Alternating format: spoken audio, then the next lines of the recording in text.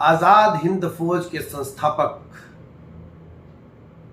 आदरणीय सुभाष चंद्र बोस नेताजी की जयंती 23 जनवरी और आजाद भारत का गणतंत्र दिवस 26 जनवरी। इस जनवरी के पवित्र सप्ताह में हम आजादी के तमाम नेताओं को याद करते हैं, शहीदों को याद करते हैं।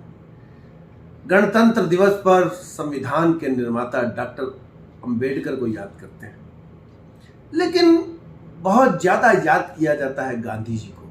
उनके गीत गाए जाते हैं क्योंकि आजादी के आंदोलन के वो एक लीडर बन गए थे और बाद में राष्ट्रपिता भी।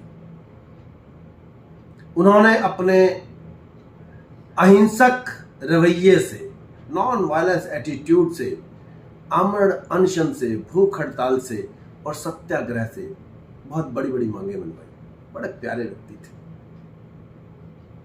लेकिन मैं आपको ले जाना चाहता हूं 1932 में। 1932 में गांधी जी डॉक्टर भीमराव अंबेडकर से किसी बात पर अड़ गए थे। उनका टकराव हो गया था किसी बात पर। लेकिन संविधान के रचयिता उस महान शख्सियत ने गांधी जी से कहा कि गांधी जी, मांग तो मेरी ठीक है, लेकिन आपकी जान की अभी देश को बहुत जरूरत है, इसलिए मैं अपनी मांग वापस लेता हूं। क्या शख्सियत थी उनकी। गांधी जी ने उनके घर के बाहर आमरण अनशन कर दिया था, इसलिए डॉक्टर भीमराव अंबेडकर को झुकना पड़ा।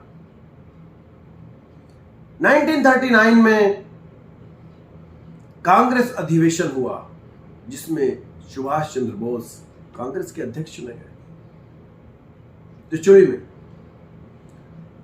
और सीतारमैया अध्यक्ष का चुनाव हार गए थे। लेकिन गांधी जी अड़ गए। इलॉजिकली उन्होंने कहा कि सुभाष चंद्र बोस अध्यक्ष नहीं बनेंगे, मैं ये कर लूंगा, मैं वो कर लूंगा। और ग्रेट लीडर सुभाष चंद्र बोस को गांधी जी की जिद के आगे झुकना पड़ा। उन्होंने अपने पद से त्याग पत्र दे दिया। अंग्रेजों ने भी उनकी तमाम मांगे भूख हड़ताल की वजह से मांगी। आज इस वीडियो के माध्यम से आप सबसे एक सवाल करना चाहता हूं कि अहिंसा के उस पुजारी ने 1947 में जब जिन्ना ने देश के पार्टीशन की मांग की हिंदू और मुस्लिम के आधार पर, तो गांधी जी ने जिन्ना के घर के बाहर आमरण अनशन क्यों नहीं किया? जिस पार्टीशन की वजह से लाखों लोगों की हत्या हो गई, लाखों निर्दोष लोग मारे गए और करोड़ों लोग घर से बेघर हो गए, जो अगले 25-30 वर्ष तक दरिद्रता की जिंदगी जीने के लिए मजबूर रहे और उनकी कई पीढ़ियां आज भी दरिद्रता का जीवन जी रही हैं। उनमें से अधिकांश लोग हो सकता है आज हमारे बीच में ना हो, लेकिन मैं सवाल करना चाहता हूं, क्या गांधी जी के आमरण अनशन की करने से